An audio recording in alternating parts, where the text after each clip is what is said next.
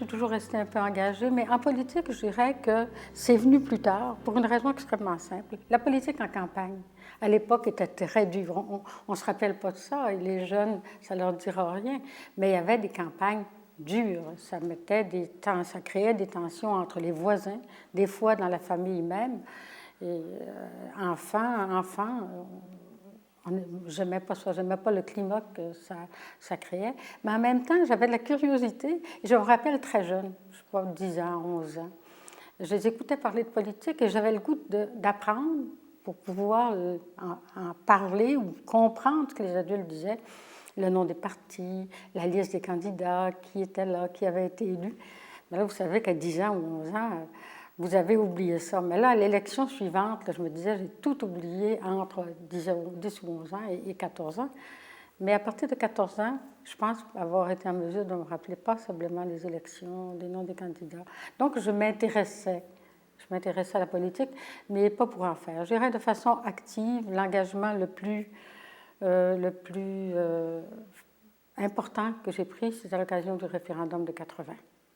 J'ai été engagée socialement parce que j'estimais qu'on ne peut pas juste dénoncer, qu'on doit poser des gestes concrets d'engagement.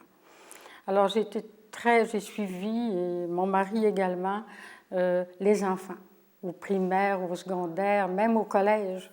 J'ai présidé le conseil d'administration du collège de Chicoutimi, mais également dans les organismes féminins, promotion de la femme, la FEAS. Au Conseil régional de développement, j'étais vice-présidente. J'étais présidente du Conseil de la santé et des services sociaux. Bon, toute une série de fonctions que j'ai occupées à ce moment-là et qui m'ont mis en contact à la fois avec les besoins de la société, avec son désir d'organiser, de travailler à mieux organiser la société.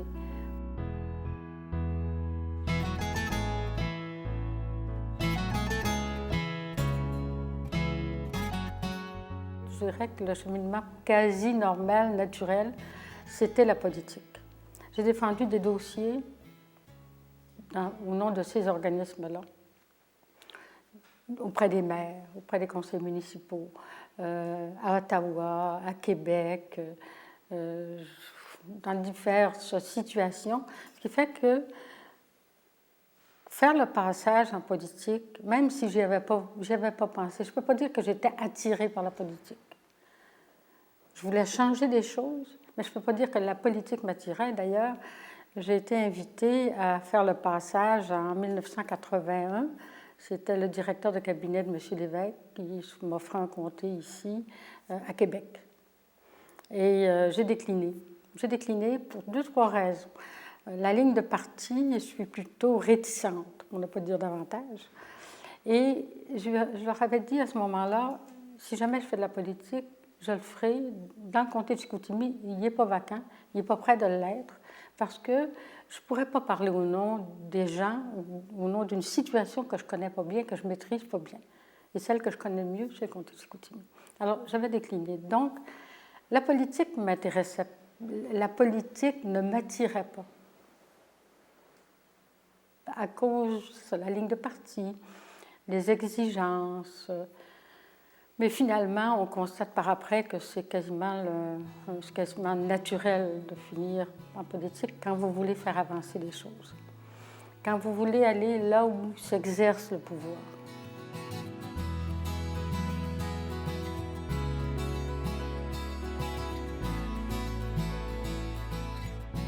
D'abord, je suis souverainiste.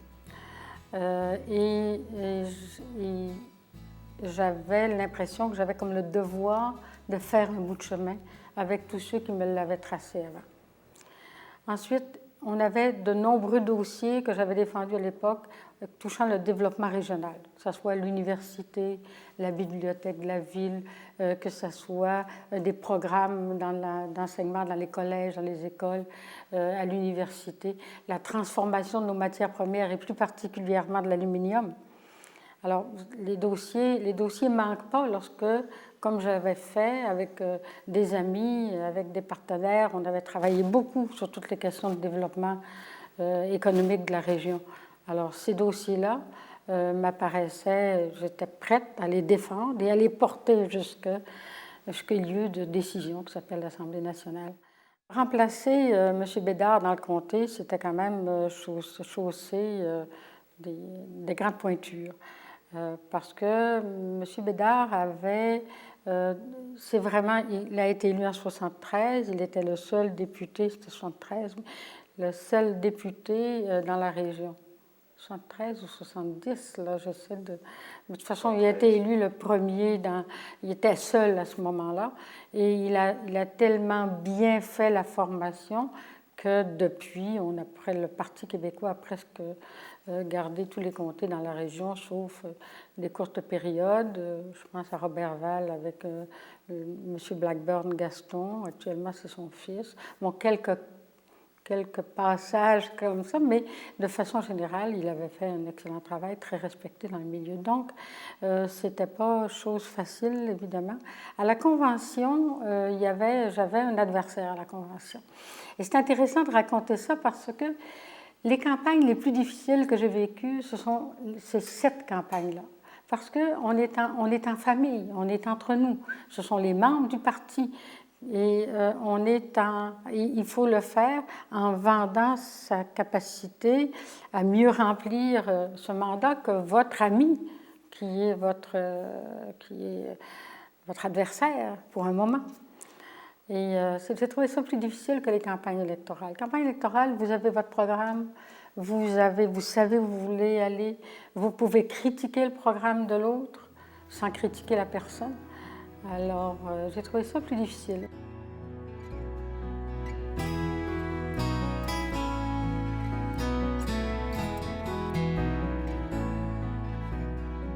Je dois dire d'abord que quand j'étais au Conseil des collèges du Québec, je terminais mon mandat, et donc les bureaux sont ici à Québec ou à Montréal, alors on entendait suffisamment les rumeurs, les commentaires et l'insatisfaction générale pour savoir que le parti ne prendrait pas le pouvoir. D'autres qui ont été sollicités ont refusé de se présenter parce qu'on dit « nous, l'opposition, merci ». Et moi, je me disais, on n'a pas le choix, on n'a pas le droit de refuser. Finalement, j'ai accepté, sachant que je serais à l'opposition. Ça paraissait assez clair partout dans les sondages, etc. Alors, j'ai accepté. Mais cette élection-là, le Parti québécois a été littéralement lessivé. Je l'avais presque oublié, je suis retournée voir un peu les données là-dessus. Il restait 23 députés du Parti québécois, 99 libéraux. Pas tout à fait 19% du vote. Le Parti libéral avait 81%. Écoutez, là, on était un petit groupe à l'Assemblée nationale, et puis ensuite, il y a eu les départs qu'on connaît. Alors, on s'est retrouvés une vingtaine. Là. À 20, là, je vous dis, vous ne vous sentez pas gros.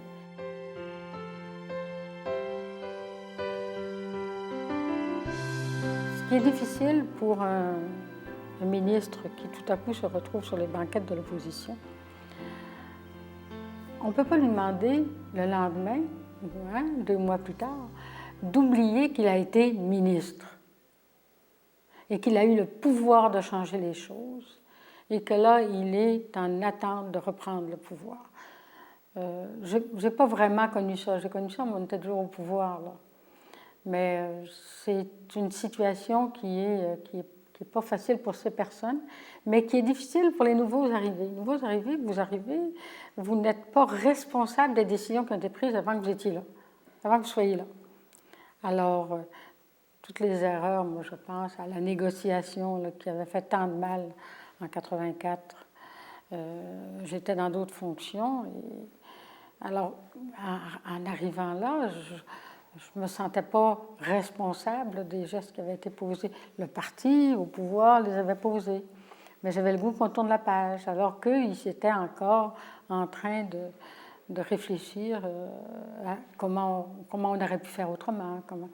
Alors, finalement, ça crée, avant qu'on puisse faire une équipe des nouveaux, les bleus, avec ceux qui ont plus d'expérience, c'est pas évident.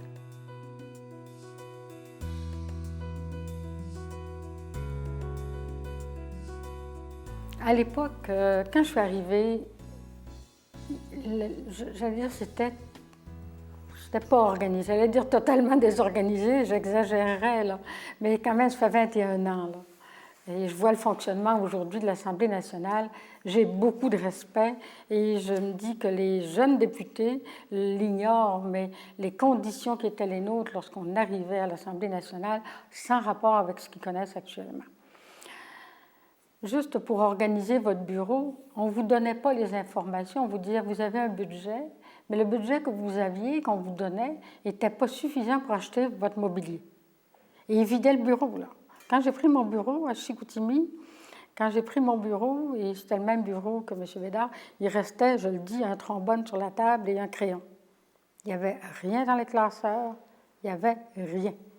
Et les meubles appartenaient, comme il était ministre, appartenaient à l'Assemblée nationale, alors il vidait votre bureau. Complètement. Vous n'aviez rien, pas de chaise, rien. Alors, et vous n'aviez pas les informations suffisantes pour savoir comment est-ce que je monte mon bureau. Est-ce que c'est à moi d'acheter les meubles? Est-ce que je dois fournir les meubles? Et finalement, avec la location qu'on me donnait, on achetait un peu, je m'en suis fait prêter. Finalement, on a organisé le bureau comme ça. C'est juste pour vous dire dans le comté. Ici, à l'Assemblée nationale, et là, c'était peut-être vrai davantage de ma formation politique, mais on me dit que c'était généralement vrai, il n'y avait rien pour accueillir les nouveaux députés, pour leur donner un minimum d'informations. On vous disait ça, votre salaire. Et là, je le dis en passant, le salaire, par rapport à celui que j'avais comme au conseil des collèges, je perdais 24 000 $ par année. Alors, ce n'est pas le salaire qu'on m'avait amené. Les gens parlent toujours de ce salaire-là. Alors, on vous donnait, vous avez droit au compte de dépenses, vous avez un petit budget pour votre personnel, ça, les informations venaient. Mais pour le reste, là, rien, zéro, niet, là, c'était, vous vous organisiez, là, au sens premier du terme. Et à ce moment-là, premier caucus, t'écoutes, mais t'écoutes. Tu n'interviens pas. Et là, il vous demande, dès qu'il y a eu le discours d'ouverture, alors il n'y a pas comme 5 heures de l'après-midi, il décide que c'est moi qui prenais la parole. Non, attendez un peu, pas vraiment. C'était le lendemain, après la période de questions, je prenais la parole. D'abord, je n'avais jamais regardé la période de questions. Est-ce qu'elle était télédiffusée à l'époque? Probablement. Je me rappellerai de cette expérience. J'ai dit, vous ne me ferez pas faire ça, vous en avez là. Vous avez vos anciens là. Ils savent prendre la parole. Et non, finalement, c'est moi qui l'avais fait. Sur les questions touchant le développement régional, entendu dans le sens des régions périphériques, l'éducation des jeunes, des adultes, la jeunesse de façon générale, je serai extrêmement vigilante et présente. J'ai foi dans les régions, dans leur capacité de se développer, mais encore faut-il qu'elles puissent compter sur une volonté gouvernementale réelle. Par ailleurs, pour moi, l'éducation constitue un outil privilégié de développement. Notre avenir réside dans la jeunesse. C'est pourquoi, je le rappelle, sur ces questions, je serai là. Et j'avais eu un petit mot j'essaie de me rappeler le député, je retrouverai ça dans mes notes. Il m'avait envoyé, il m'avait dit excellente rentrée. Je ne me suis jamais vraiment habituée au Salon Bleu à la période de questions. Jamais. C'est un spectacle. Et encore aujourd'hui, il m'arrive d'écouter la période de questions et l'art, c'est de ne pas répondre aux questions. Qu'est-ce que ça inspire comme réflexion à celui qui écoute la transmission de débat? À mon avis, ce n'est pas très édifiant. Et je ne pense pas que ce soit bon ni pour la réputation des députés, ni non plus pour l'édification ou le respect que les citoyens peuvent avoir à l'endroit des députés. Est-ce que ça changera? Est-ce que ça peut changer? Je vous rassure tout de suite, j'ai vu plusieurs parlements et c'est pareil dans tous les parlements. Est-ce que c'est une game de gars? On devrait peut-être y penser.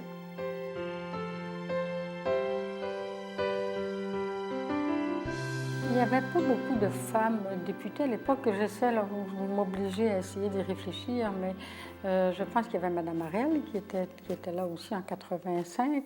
Il y avait Mme Vermette qui était nouvelle venue avec moi. Il y avait Carmen Junot qui était nouvelle venue aussi. Mais il y avait peu de femmes en 85. J'essaie de me rappeler combien il y avait de femmes élues en 85 parmi les 122 députés, 18, 19, non, ça me revient, 22, et puis je pense 25 à l'élection suivante, là. Alors qu'il y avait 2 comtés de plus quand même, passé de 123 à 125 comtés. Alors donc, bref, il y avait peu de, on était peu nombreuses, les femmes étaient peu nombreuses, et il y en avait encore moins qui siégeaient au Conseil des ministres.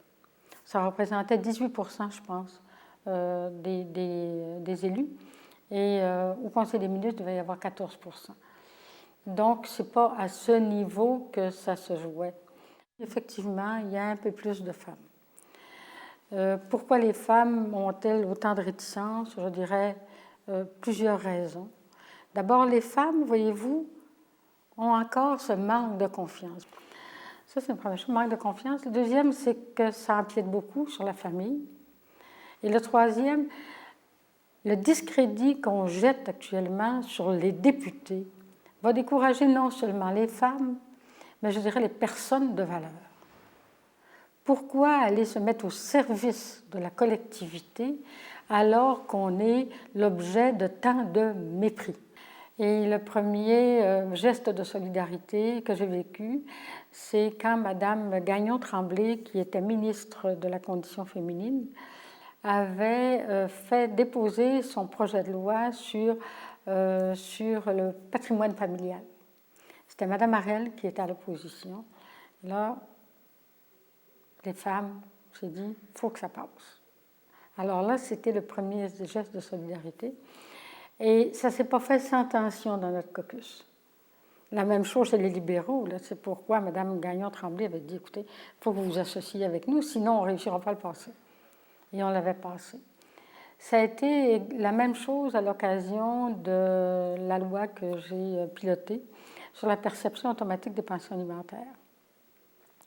Et les arguments contre chez nos vis-à-vis les libéraux, que dans notre caucus libéral, caucus péquiste, du côté des hommes, pas tous là, mais d'un certain nombre, étaient exactement les mêmes. Écoutez, la perception automatique des pensions alimentaires, mais comment pensez-vous que les hommes vont pouvoir vivre avec ça? Tout à coup, sa voiture a une panne. Il faut qu'il la fasse réparer. Il ne peut pas payer sa pension cette semaine-là. Non, c'était... Mais l'enfant qui va à l'école, c'est l'hiver, il a besoin de ses bottes, il a besoin de ses cahiers. Qu'est-ce que vous en faites? Alors, finalement, c'était émotif. Les échanges étaient émotifs. Et finalement, ça a été adopté. Il y a eu également la loi, et je dirais à un moindre degré, là, mais la loi sur l'équité salariale. Alors, mais la loi sur la perception automatique des pensions alimentaires a été adoptée à l'unanimité de la Chambre. Pour 97, contre aucun, abstention aucune. Alors, la motion est adoptée. J'étais bien fière.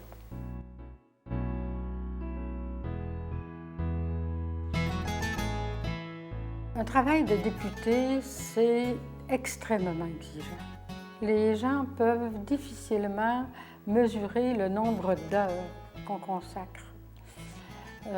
Et une des difficultés, c'est que vous êtes en chambre, vous êtes à l'extérieur de votre comté, vous revenez dans le comté, il y a tous les dossiers qui vous attendent, les demandes de rencontres, d'entrevues, toute une série d'activités.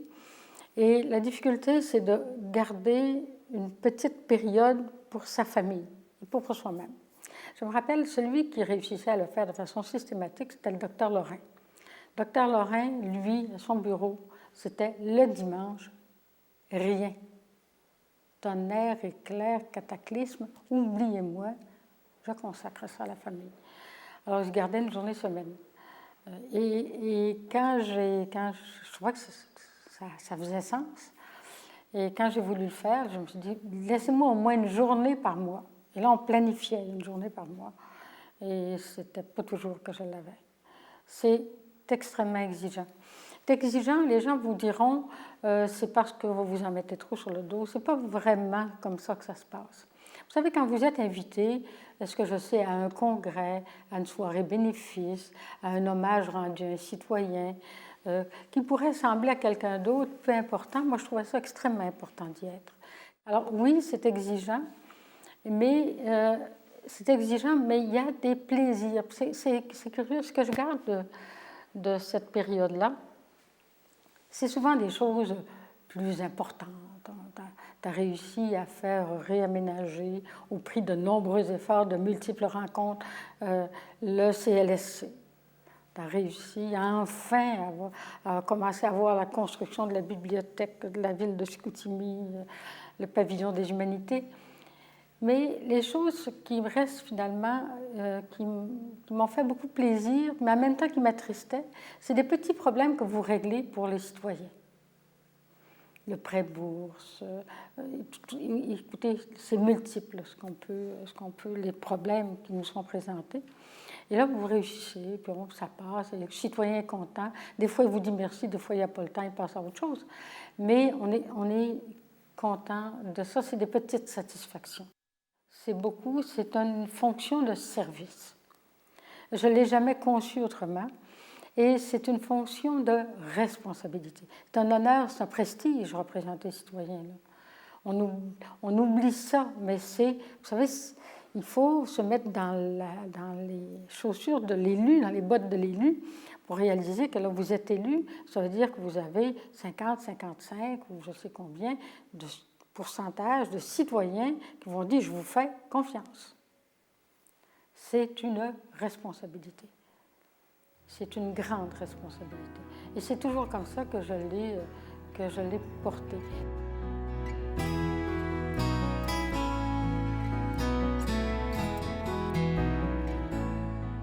J'ai de l'amitié pour M. Johnson. C'est quelqu'un que j'aime bien.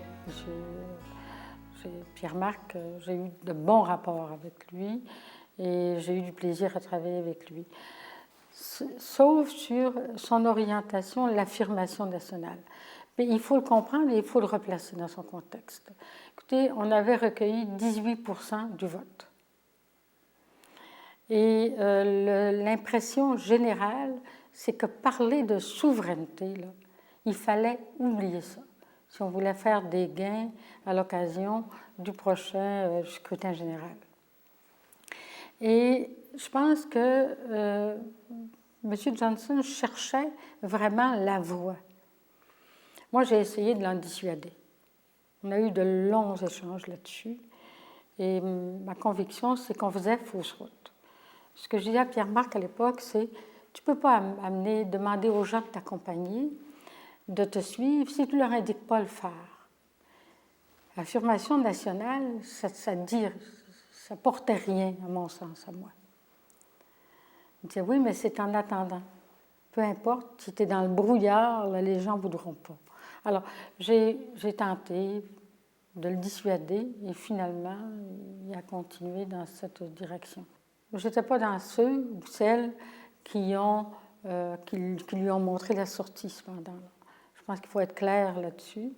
Et je pense qu'on aurait pu faire un bout de chemin encore, mais il était évident que ça ne recevait l'adhésion ni dans la population, ni au sein des députés, ni dans le parti. Alors, on connaît la suite des choses. Ça a été difficile. Vous savez, on était peu nombreux. On avait de la difficulté à faire entendre notre voix dans la presse en particulier. Vous savez, quand vous êtes à l'opposition, vous êtes à l'opposition. Ce n'est pas parce que votre parole n'est pas valable, mais elle a moins de poids. Hein? Elle a moins de poids. Alors, c'est une période qui a été difficile.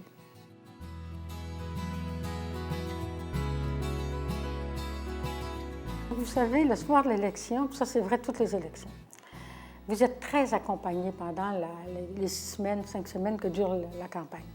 Alors, vous avez tout plein d'amis autour qui vous disent qui arrangent votre agenda, qui organisent vos rencontres, qui réagissent après. Donc, c'est vraiment très collégial et c'est ce qui vous donne le souffle, dans le fond, pour passer à travers une campagne électorale.